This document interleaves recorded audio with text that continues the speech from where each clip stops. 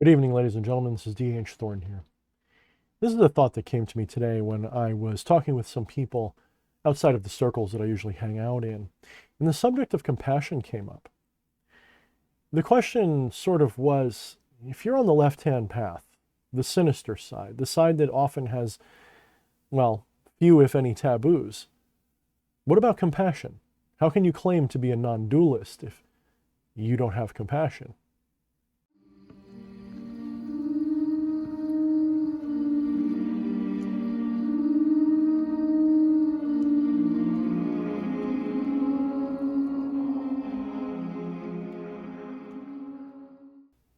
This question is actually rather easy to answer, and so it was for me, but I think a lot of you guys might need to hear it. In my personal opinion, it is actually not easier,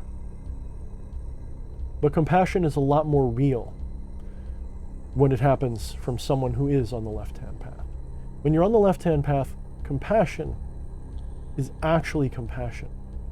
It is not done because some doctrine, some God, some tradition, or anything of that sort tells you that it should be done. If you act with compassion, it is because it serves you. And perhaps if you're a non-dualist like me, you understand that ultimately, no matter what you do, always serves you. When I see someone suffering, when I see someone in pain, this causes me discomfort and displeasure, especially if I care about them. If something's innocent, like an animal, or even a plant in some cases, even an inanimate object like a stuffed animal, if I feel any sort of connection to it, which isn't very hard, then yes, I find it uncomfortable to see them suffer.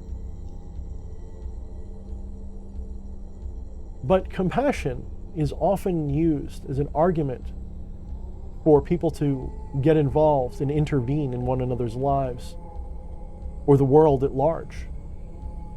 There's a saying Alan Watts has quoted many times in my mind because I've listened to the same lecture many times, and it goes something like this. "Kindly let me help you or you will drown," said the monkey to the fish as he carried him safely up a tree.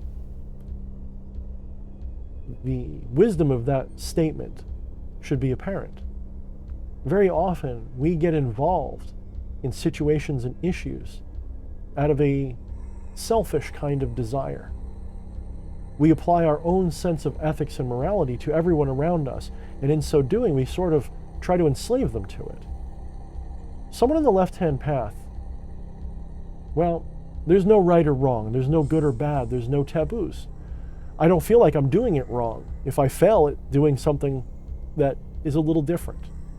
I'm a free spirit. And when I look at other people, I don't suggest or think into my mind that they're doing something wrong. If someone tells me a story in their daily life, and it's something that I wouldn't do, unless it's something that I think is going to be dangerous to me for some reason, maybe it makes them a dangerous person or makes me not want to trust them because they sound untrustworthy. But I don't judge them for their behaviors. If someone has a kink that I think is weird, why would I judge that? Why would I interact with that? If someone is suffering from something like addiction, well, how do I know I can fix it? Why would I judge their experience?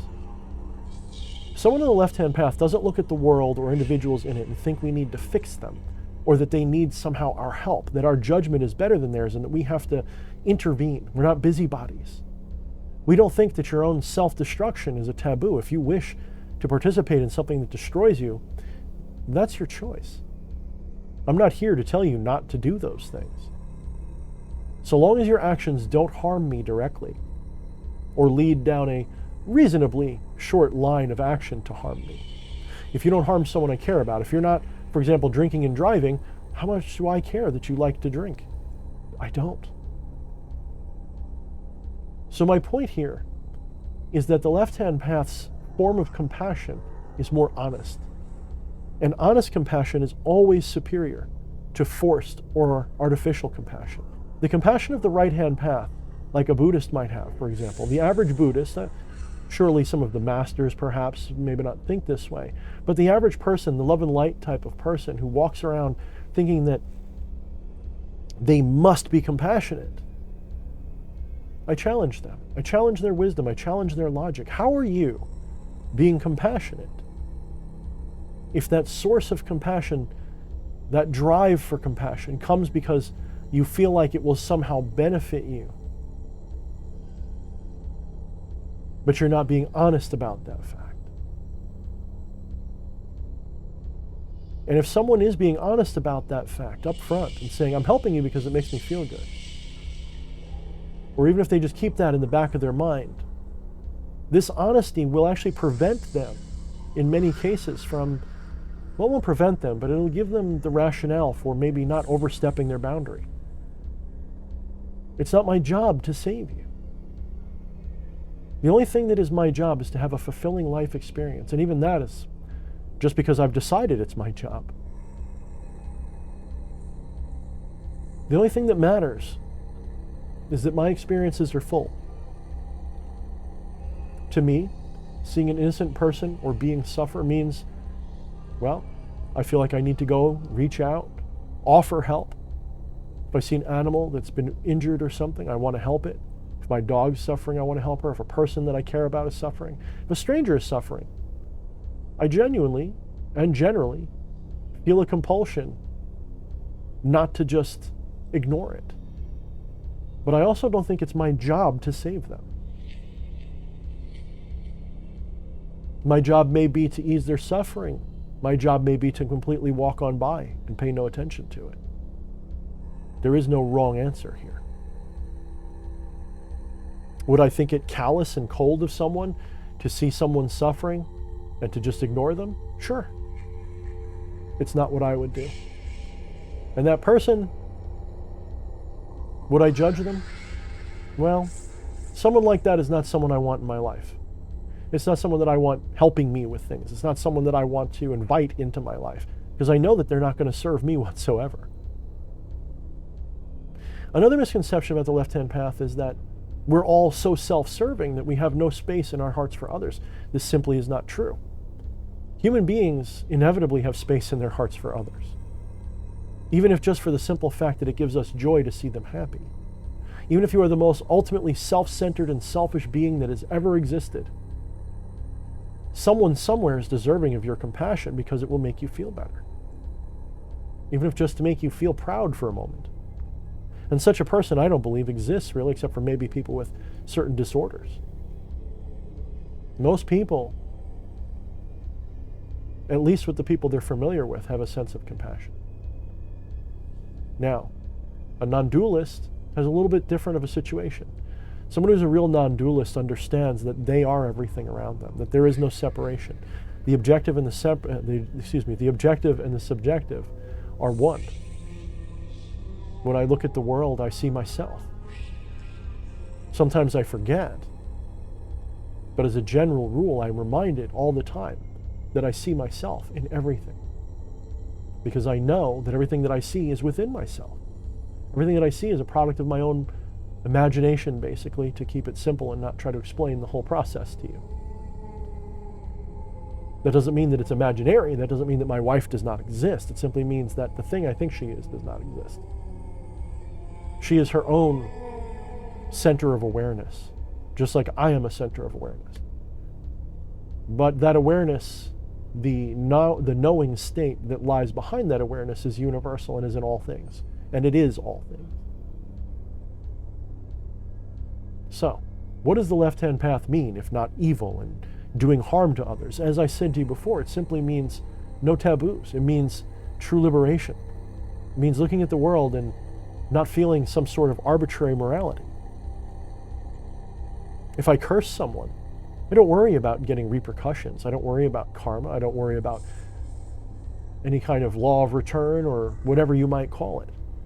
There is no true justice. There is no cosmic justice. The universe, in a nihilistic sense, doesn't care about the individual elements and how they balance out. They don't care if you were cheated. They don't care if you were murdered.